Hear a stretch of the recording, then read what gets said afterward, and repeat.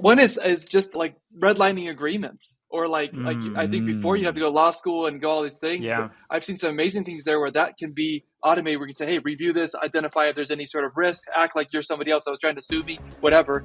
Those types of prompts help you to be able to say Loctite. And it's also, is it with a lot of those things, is it good enough? Is it protecting me at least from the big things?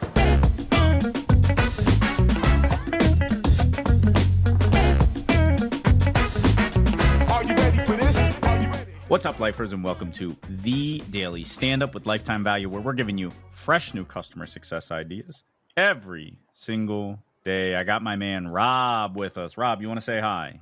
What is up? And we've got JP with us. JP, do you want to say hi? Sup? Sup? And we have Jeff with us. Jeff, can you say hi? Howdy. Howdy. And I'm your host. My name is Dylan Young. Jeff, welcome back. Thank you for joining us again. That means we must have done something right the first time, or maybe we just didn't have enough time to scare you away. We're going to change that this time, and we're going to talk for a little bit longer. Before we do, Jeff, introduce yourself, please. Yeah, so I've born and raised in the customer success world. Joined a startup out of college, did kind of every job under the sun, and then spent a number of years consulting with different companies just on customer success, retention, expansion, even getting into sales and product, all things that help customers stay longer and keep purchasing. And then I've also currently I'm a VP of customer success at the same time, doing some consulting on the side. So playing the operational role, but also giving some advice role. So flirted with the dark side, sales.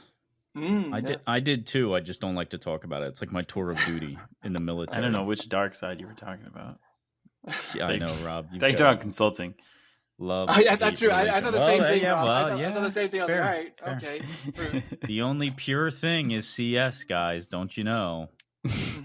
Jeff, you know what we do here? First, actually, I have a question before we kick it off. Did you just get a haircut? Looks so fresh. I'm trying to look fresh. You know what? My dream in life was to have a barber that I could sit down and say, you know what to do, the usual. And I achieved that about 4 years ago. And I may never move from where I live because I sit down, I don't say anything, and I come out. It's perfect. Mm-hmm. So that sounds like the opposite of my ideal barber experience. Not saying anything. If I had a barber who wasn't me, I know. I cut my own hair, Jeff. If you're ever swinging through Boston, get a little cut, a little touch up. I'll hook you up. But the idea of not saying anything in a barber chair sounds like if I'm there, it's purely to say things. No. We're friends. We're friends. I'm not doing the Ron Swanson, but I am. But I don't have to tell him what to do with the hair. He just gets it done. Then we just talk about life. Yeah. Okay. Yeah. Cool. Okay, Jeff. You know what we do here? We ask every single guest one simple question. The only thing that really changes is how long we talk about it. What is on your mind when it comes to customer success? Why don't you hit us with it? Yeah, I would say there's been a lot of talk about this recently, but what's on my mind is obviously there's a lot of buzz on AI. It's on everybody's mind. But I think one of the things I've been thinking about is what are the gaps that it's not filling? Or people have been talking about this progression of like, yeah, it helps with productivity, but we got to have it do more. But there's just kind of this feeling that it's just going to solve all of our problems. But I think you've started to see some people posting about, we have a data problem. We have a problem with how we train it or what we apply to it. And I think if we just think it's going to come in and on a white horse and save the day, I think we're actually far, far away from that. But we are close to a lot of things if we start thinking about it properly in terms of how it can impact retention, prediction of churn, or even on the expansion side as well, how it could facilitate things too. Let me fire this up. JP, I bet you saw this too. I'm going to see if I can. This is a headline from a recent newsletter from Pavilion, their newsletter top line. I actually haven't read it, but it says why 85% of AI projects are expensive failures. JP, did you see that headline? No, you hadn't seen that one. I know you follow that stuff, but you follow that newsletter. But I haven't read it, so I don't know if they mean like products that companies are launching or they mean initiatives that companies are launching that utilize AI. But I think the topic is apropos for where we're at currently, which is everybody's grappling with it. and trying to find ways to use it. I actually just had a conversation on a different podcast about AI in a number of different capacities, which I can sprinkle in here. The thing I found super interesting, and I don't know if this goes anywhere, but there was a recent law passed in the UAE, I think it is. Have you guys heard about this? No. They have to start teaching a curriculum on AI in every school starting at the age of 4. That's bananas, right? Well, I think to your point, I think the focus is right in terms of you got to be up on the times, and typically even schools are always behind the times. They're teaching, like I remember I had a marketing class in college, and they're like, "This is, GE," and I was like, "We're beyond GE right now. We're about 40 years past this being the gold standard." So I think obviously there's something there, but to that point, it's like, I would love to know what the heck you're going to teach about, because it's one thing to just interact with it or things like that. It's another thing to actually say, we got to apply some discipline. We got to have some theories. We got to have some perspectives so that we can get the most out of it. And so that would be what's interesting to me as well. That's a great call out. Great call out that if they started building that curriculum now, do they then stop and in 6 months it's out of date? Does it even matter for a 4-year-old? You're probably teaching very basic concepts about like how to trust information and so on and so forth. That's JP, a big concept, though. I'd love to understand. Let's just answer the question at face value. What do you think the gaps are with AI today? Like, what is it capable of versus not capable of? And I'll give you a challenge. You can't use the word nuance. Yeah, I think that, so some of the challenges is with just the human element of resistance. I think that's one of them. Whatever emotional feelings people have toward it, I can certainly say in my case, there was definitely some of that present. But beyond that, just getting down to like using it as a tool, it's maybe the choice problem. It's start there as well. If you go to something, you're like, wow, AI is so powerful, can do all these things. It's like, well, where do I start? And I think that's why there's, I sort of was looking and I saw things about, learning about prompts, prompt engineer being a role, right? Like, so I'm seeing these different things where it's like, how do I use the prompts effectively? How do I use this technology effectively? And then I guess lastly, there's like the ethical challenge. Some people think it's, that people have different levels. Some people will submit a whole college essay written by AI and like not check it or anything, which is like one way to do it. But maybe somebody is writing a script for something and they're like, hey, give me something to start with. And they want to start from there and then use their own input. But they're just using it to maybe, sort of outsource some of the more, I guess, difficult things or some of the writer's blocks, whatever you want to call it, so they can get to iterating faster. And so, yeah, I think that there's the ethical element as well. Like, how are people using this? You go on, am I like messaging people on LinkedIn with like AI response? That's sort of like another level. Like, who am I connecting with now? Your representative, or is this you? I just want to ask one quick question, JP, to sort of like, this is like my licking the finger and testing the wind here. Don't you give me that face. I fixed it.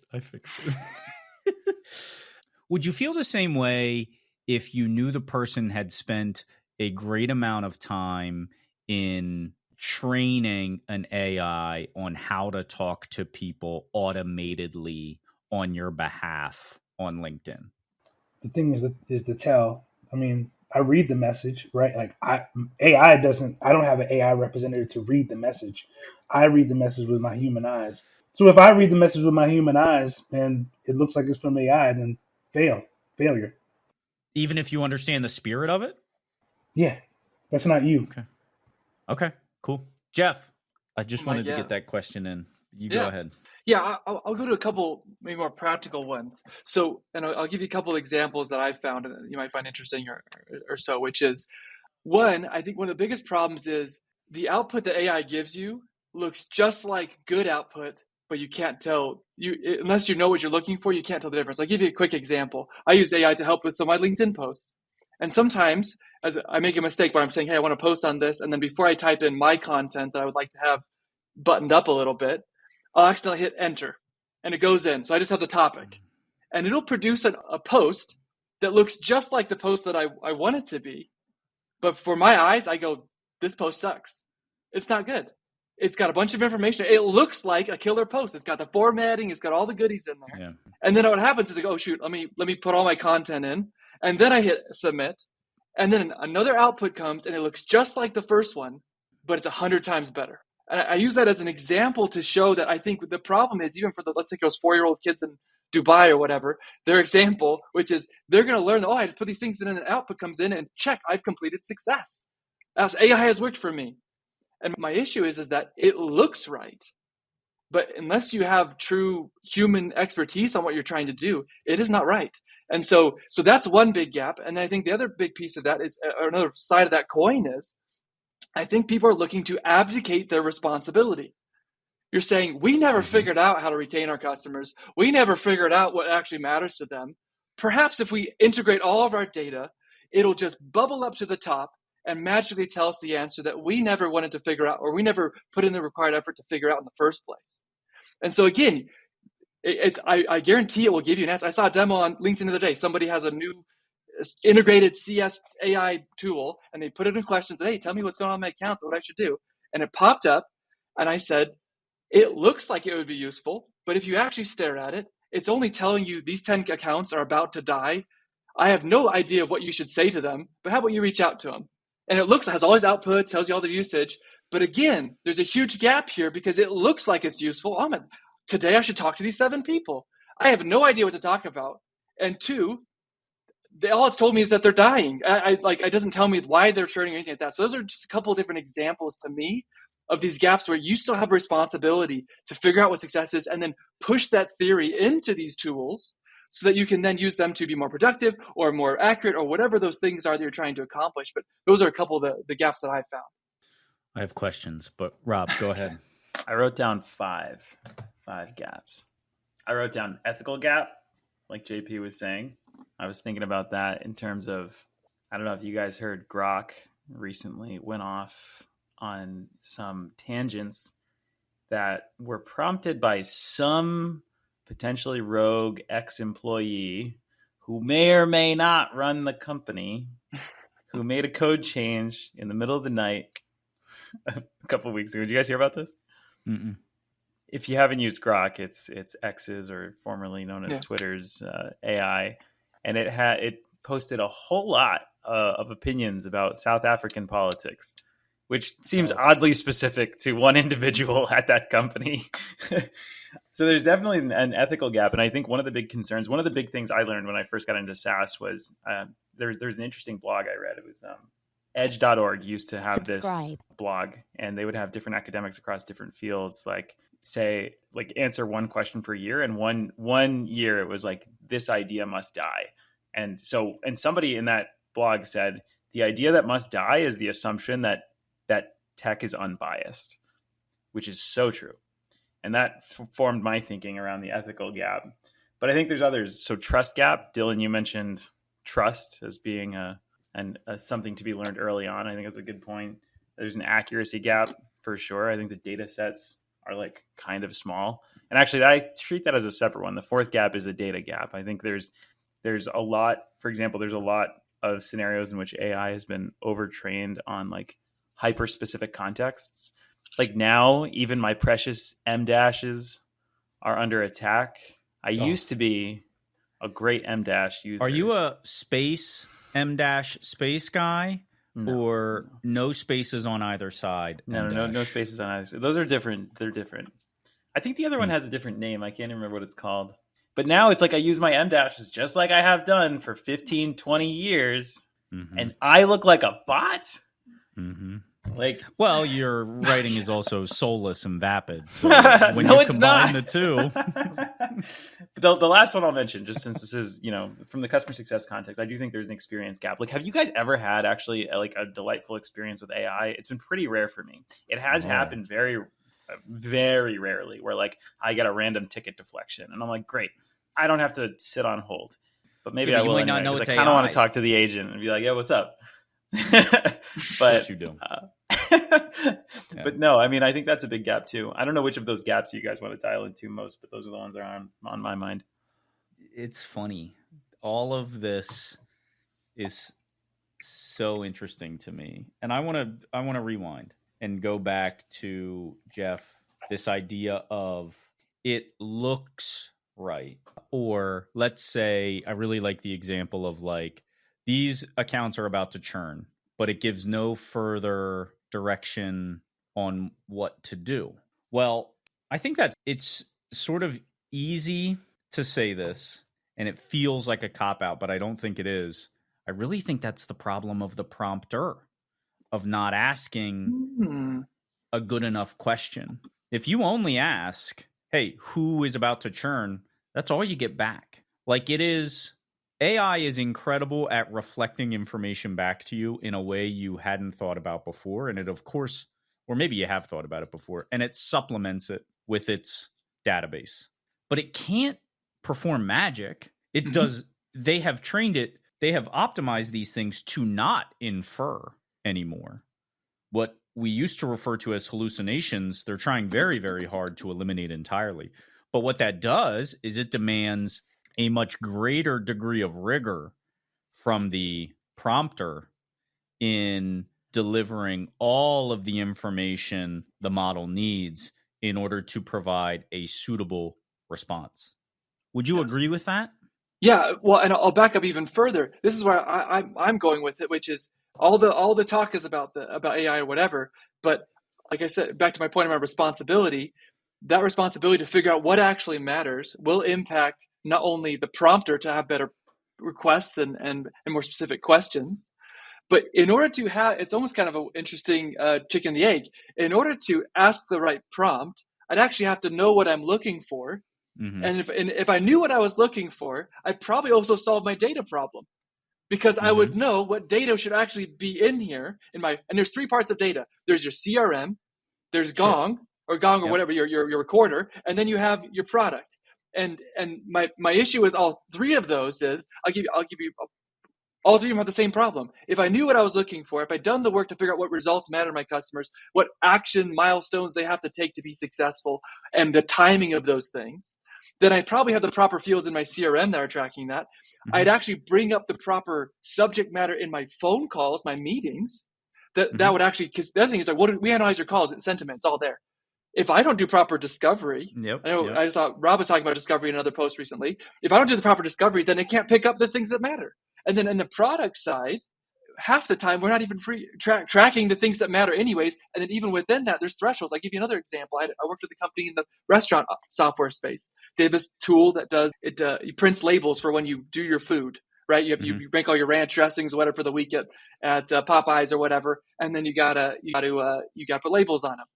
That is a thing that they had ability to track. But for example, there's a simple thing you can do. Anybody can do this, and you can do this now even without AI. It doesn't matter. You have to do it anyway. They figured out, okay, if somebody is a Popeye restaurant or whatever it is, how many items do they typically create per week? Oh, they create 100 items a week that have to be labeled. Okay, did this company, this account, it's been 2 weeks, so they should have done 200 labels. I can know right now, even if the customer doesn't think they're at risk, that they're at risk, because they have had this labeler for 2 weeks and they've only done 23 labels. And so that's a leading indicator of risk that could be surfaced properly if I know what I'm going for. And then to your point, back to full circle to your prompt, then I could say, hey, AI, tell me which customers have not done this threshold or whatever, and that I can go after. And then that also solves, what do I do about it? Because now I have a specific outcome. But that's an analysis problem. That's not I think where we get stuck, and everybody has done this. When you are first introduced to AI, this is a rite of passage. You have to do it. You assume it is capable of more and of inference and of assuming context and all of these things that it does not have, as I was referring to previously, and I think that you're alluding to in a number of different ways here. I refer to AI as the carpool lane, right? So You have to provide the bodies. You got to have 2 or more, right? Let's refer to that as the data. But if you have that, you can get in your car and then you can get in the express lane and you will get to your destination faster. But once you get to that destination, it's still you there.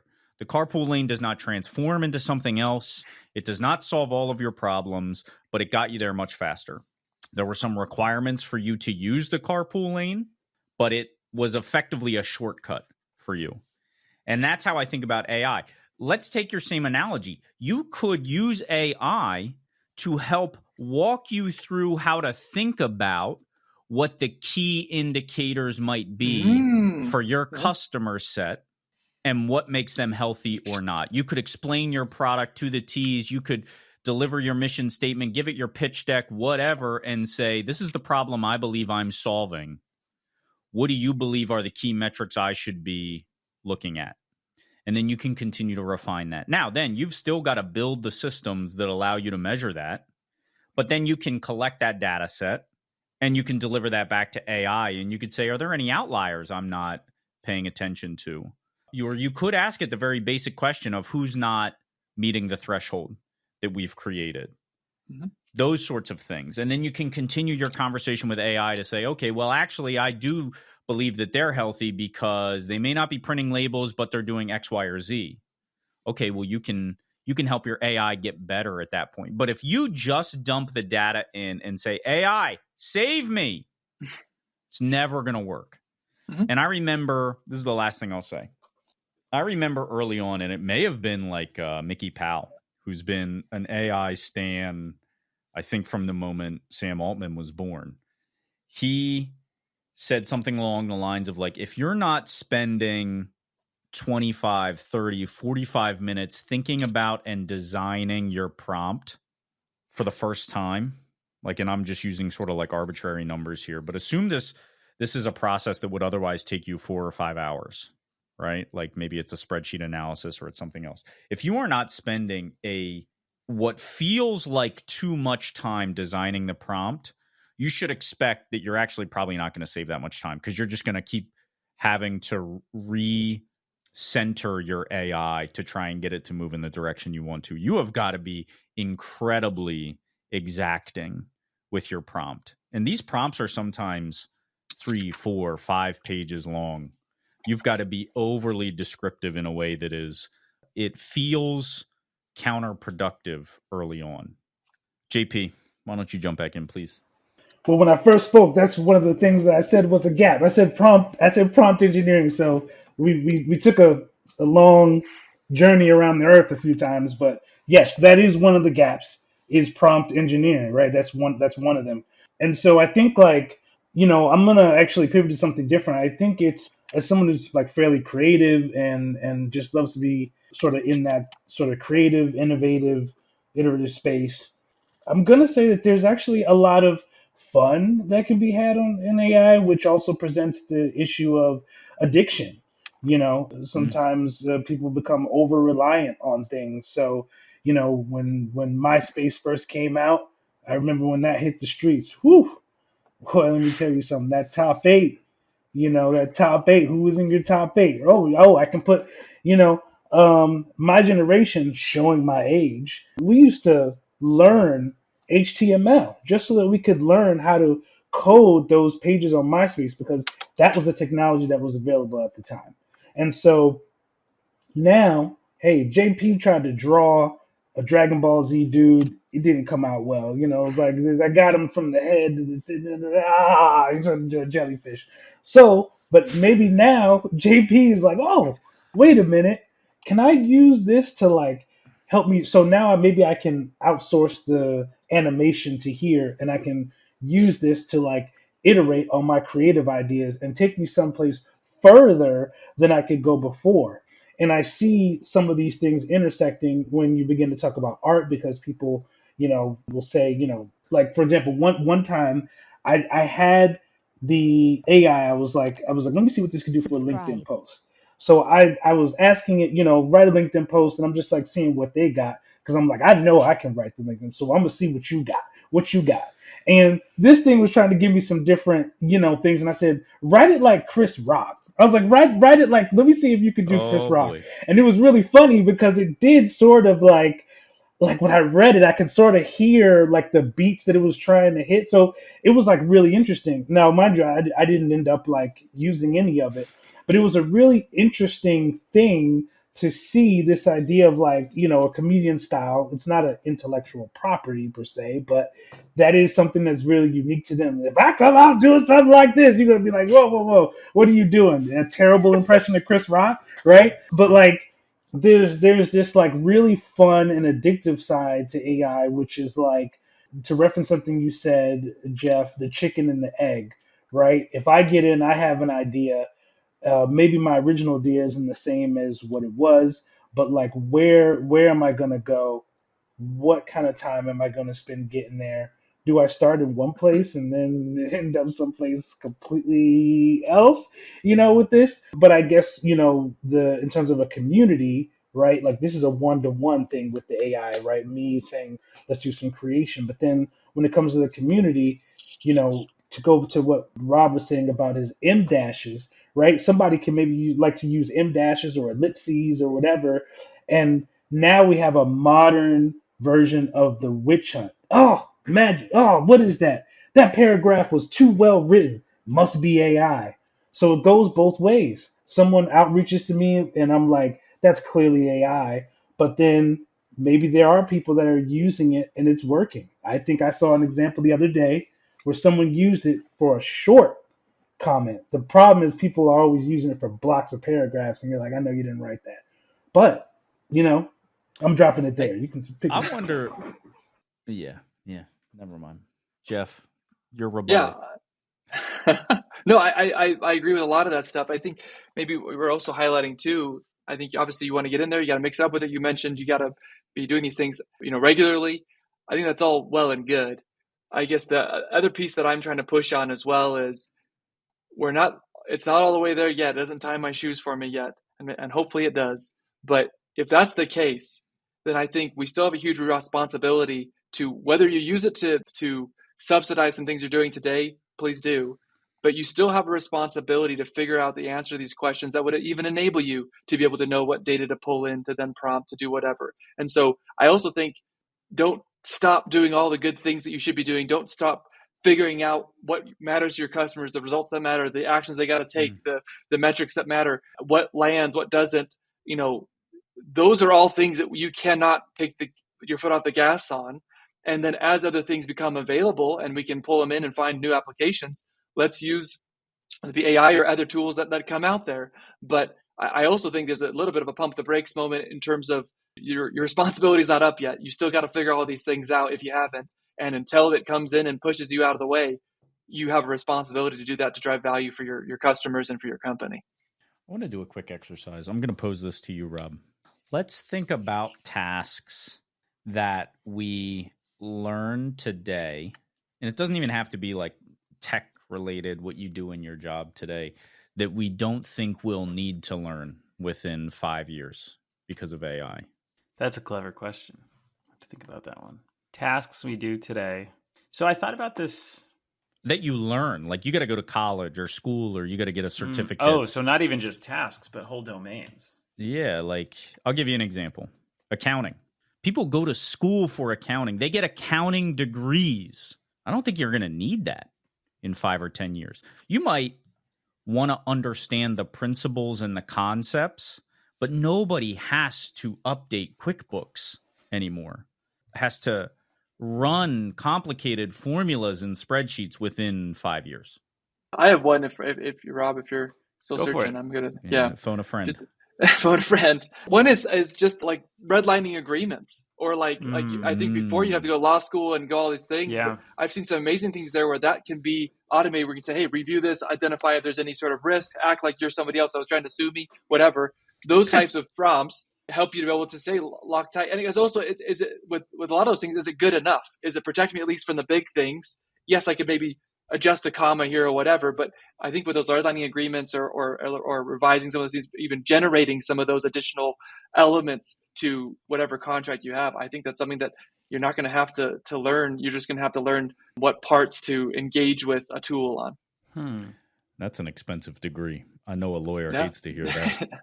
Yeah. Actually, my buddy who just recently became an attorney, he's stoked to hear it because he feels like people are still gonna pay him the same rates. Yeah, for he'll his just use work. it to do, which is still, I still think the it's going to be a license real is thing important. too. Yeah, the license is important because of the liability, but to eliminate so much of the processing time, because you can only read so fast. Well, right? yeah. And I'm even going further deeper into I'm thinking grade school. I'm thinking if you think of history, English, math, science, then, it's interesting because I think the thing that underpins all of those is not the topic themselves. It's the reasoning skills behind them. And that's where I get a bit concerned because I've felt myself becoming more Oops, I muted myself.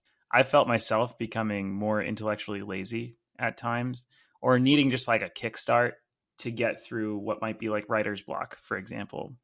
And now I'm asking myself, geez, in 20 years, for example, we're all talking about our writing styles here. Will people even have writing styles in the future? Yeah. They will, and they'll be more valuable. They'll be more valuable. Here's my question, though, is you said that negatively. Why? As though you need to suffer. It's only suffering if you don't like it. Some people enjoy writing. That's cool, too. Yeah. Negatively, I think about as it in this way. A world where we don't have our own unique writing styles. I do think that's concerning. I think a writing style it's kind of a derivative of a personality, I don't want to just all have the same personality. Well, and to go back to what you said, Rob, earlier before that, you were saying, do you lose out on the reasoning skills? And I think in some ways we've run a partial experiment over the last 15 years with health scoring. Essentially the idea behind health scoring was we'll do all the thinking. You just be the infantry soldier or the factory line worker that just moves the lever. I don't think that's what health score is for. I know, but that's how everyone's treating it. Yeah. Okay, and so what happens is that people go, well, I don't have to predict or I don't have to do these things because the health score is what it is. Now, who am I to say they're not going to turn or they are going to be fine or whatever? It's somebody else's problem if they can figure out the scoring. And so I'm not saying that's a perfect one-to-one, but I think it's emblematic of if once you abdicate the responsibility, if you haven't learned the skills, you can't judge. Here's another example. Talk about reasoning skills. I think we're all old enough. Jeff, I don't actually know how you look like you're. I'm a mysterious age. I'm anywhere between 21 and 38. So yeah. I think we all learned in grade school how to use a card catalog. You remember that? The card catalog in the library? Oh, yeah. Just the huge bureau with all the little drawers and the code, and you had to figure out what the code meant, and then you had to go in and you had to find the book, and then you had to figure out where that was in the library. That was a skill, right? But you don't need that anymore. You don't need that at all. How about another one? Horse riding. He's going to keep going until he's right, till you agree. So just agree on the next one. My point is just probably mostly about the way in which we view these things through a lens of a certain time period, right? Horse riding now is luxurious. It's a social signal if you know how to ride a horse now. But back in the day, that was you just needed that to get around. And then we got rid of it, and nobody was like, "Oh, well, we're going to lose horse riding to technology. Cars are going to kill horses." That's not. I think. So where I think this is different though is those things for most people are not fundamental to their identity, and they were not fundamental to their identity. Especially if I take. There's a lot of people I know who don't think thinking is fundamental to their identity. You ever been to Walmart? That's where I took Lana on our first date. Walmart, Columbus Ave, Philadelphia. Well, yeah, a couple of Ivy Leaguers, and you're like, let me show you the other side, baby. It was definitely a bizarre experience for her. But no, I mean, I think we all have a fundamental sense of identity. And I think for me, at least, and again, maybe this is just a me thing, but my reasoning is so tied to who I am. That's the thing that worries me. It's like it would be what I imagine my friend who was a professional athlete and then had an illness and he couldn't play sports. He was actually bedridden for 4 years. The level that rocked him at his core is like what it would be for me if I like lost my ability to reason through the world. Yeah, but do you?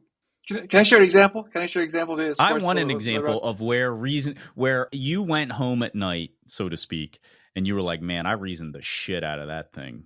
I want to hear an example, and I know it exists. Like I'm go ahead, Jeff. This isn't going to be an example exactly what you, but I think this illustrates some of the point. So I'm not the biggest fan of college. I graduated from college. I feel like most things that I were useless that I was there for. But there's one professor that made a massive impact on me. Okay. And he was teaching business law. He was a First Amendment lawyer. And when I went to college, everything was just like rubric, do these things, and you magically get an A, and then hopefully you can bully your professor into giving you extra credit for something else or whatever it is. Everyone was just gaming the system. And this professor came in and said, okay, your assignment is answer this question. And people were like, oh, how many pages would you like, professor? And he's like, I said answer the question. And they said, oh, so like 6 or 10? Or, answer the question. They said, do you want us to do research? Do you want us to do data interviews? Answer the question. Do you? And everybody's like losing their minds. Like, what? And people were freaking out. And then people even dropped the class. This was like one of our first assignments. And because they were like, what are you talking about? Everybody just tells us, do this, do that, and then you get an A. Do this, do that, and you miss something, you get a B.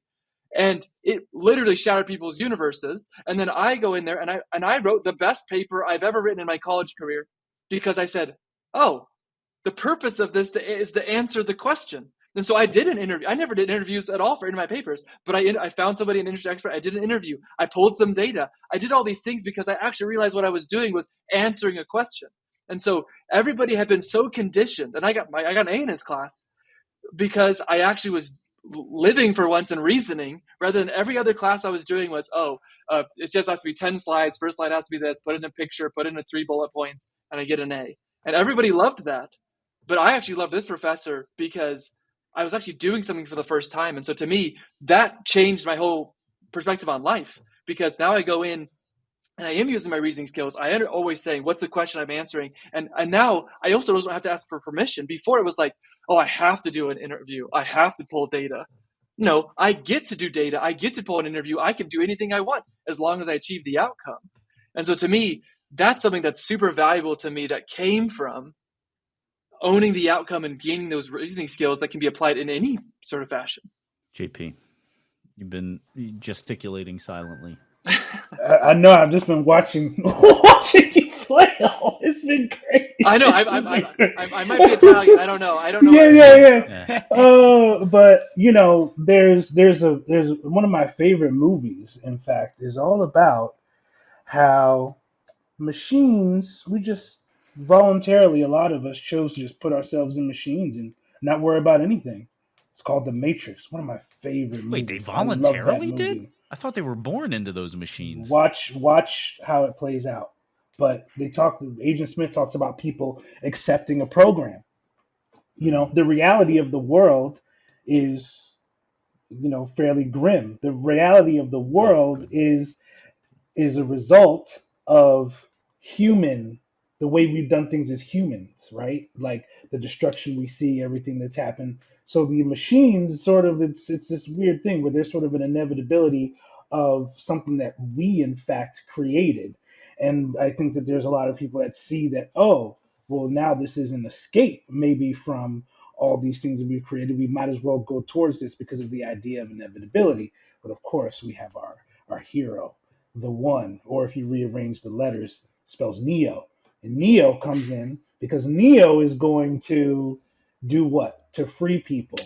And there's still people that may not necessarily want to be freed because they would rather believe that they are eating a steak than to actually eat slop. So you have people who really sort of in this last city on earth really value what it means to be human.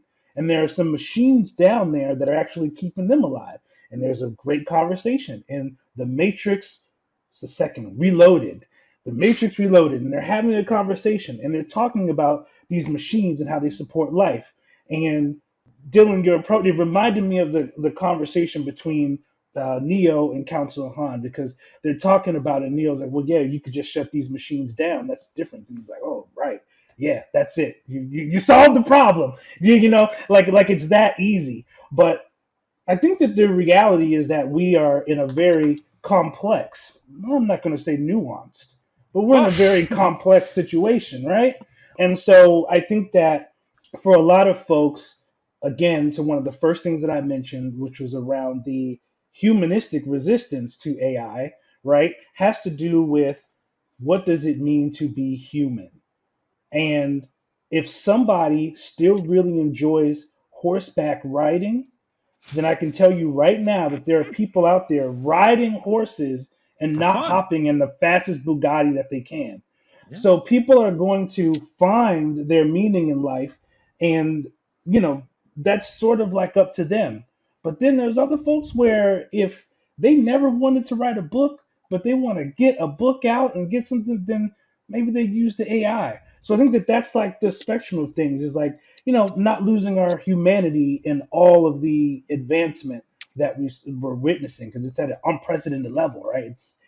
It's like we've never seen before, I need to plug for anyone listening to this. This is going to be a deep cut philosophy reference. But if anybody reads any Jean Baudrillard, I knew you were going to go Baudrillard. I knew you were going to do it. The Matrix is based on this guy's writings, this philosopher Jean Baudrillard, and he talks about simulations. The world is full of simulations, which is interesting because like a health score is a simulation of customer health, and it's interesting because Dylan's like, "I'm done with you, man." Well, literally in our group chat earlier today, I was like, just unplug me because... Oh, you did say that. I didn't. That's what made me. That's what had it on my mind. That's what had it on when you said that. I think everything is a simulation. Literally, what you see through your eyes is an actual simulation of what the world really is. So, like, that's where I get a little bit frustrated with, like, we say it as though it's a revelation, but like the definition of simulation is just so highly interpretable that, like, yeah, sure, if we want to put the threshold way out here about what reality is, like, we could do that. And then I guess we're all philosophers. Maybe I should write a book. I've got something good because it's going to tie in. You asked before, Dylan, and I want to make sure Jeff closes us out. But yeah. Dylan, you asked us before, like, can you give an example of like a time when you like laid your head on the pillow and you were like, wow, I reasoned really hard about something today. And to me, when you're doing that deep reasoning, a lot of times you're breaking through the layers of simulation. I'm going to give you an example. Ooh. So I was talking to a guy, a team manager, and he was like, I'm working such long hours. I need you to help me fix that. Like, okay, let's unpack that. Let's go one layer deeper. Turns out he's having a hard time delegating. Okay, let's go one layer deeper. Why are you having a hard time delegating? He said, well, I don't want to put things on people's plates. Okay, why don't you want to put things on people's plates?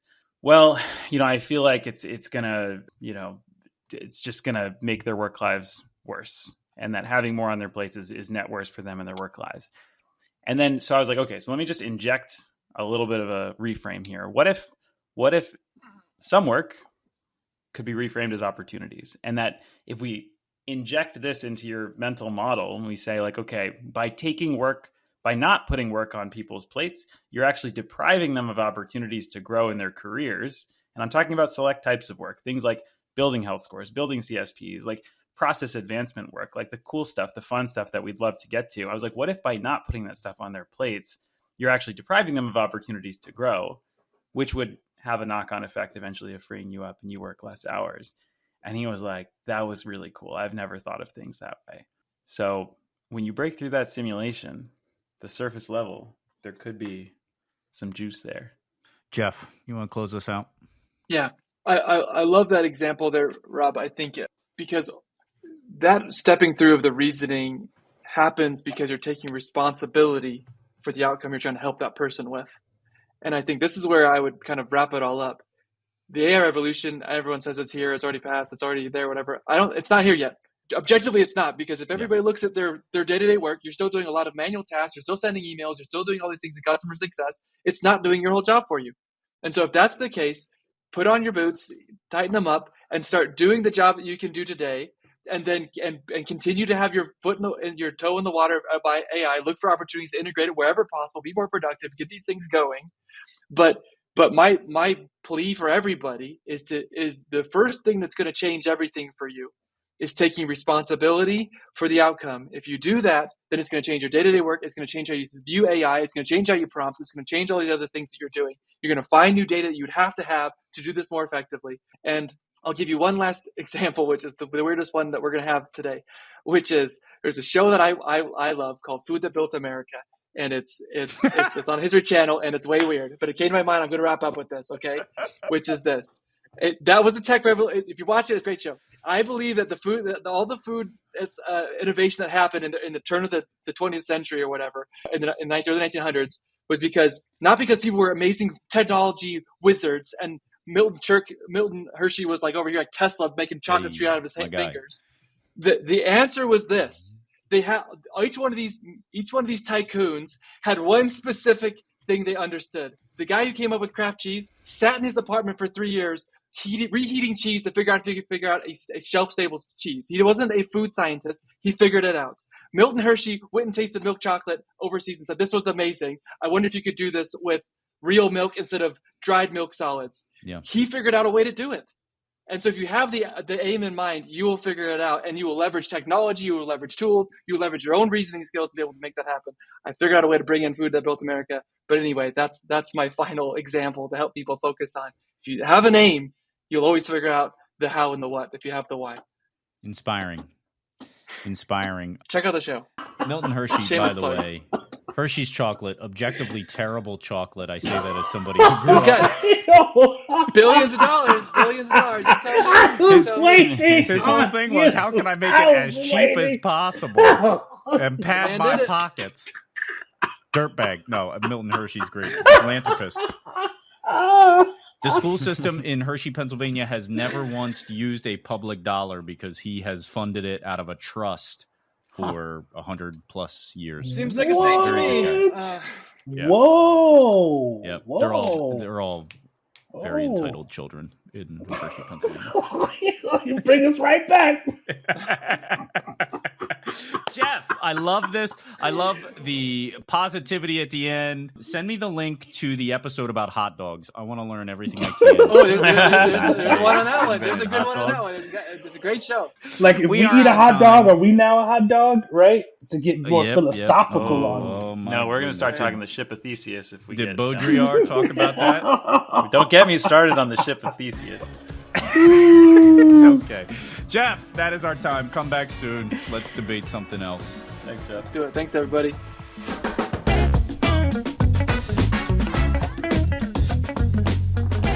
You've been listening to the Daily Stand-Up by Lifetime Value. Please note that the views expressed in these conversations are attributed only to those individuals on this recording and do not necessarily reflect the views and opinions of their respective employers. For all general inquiries, please reach out via email to hello@lifetimevaluemedia.com. To learn more about advertising on the Daily Stand-Up and the Lifetime Value Media Network, please reach out via email to advertising@lifetimevaluemedia.com. Find us on YouTube at Lifetime Value and find us on the socials at Lifetime Value Media. Until next time.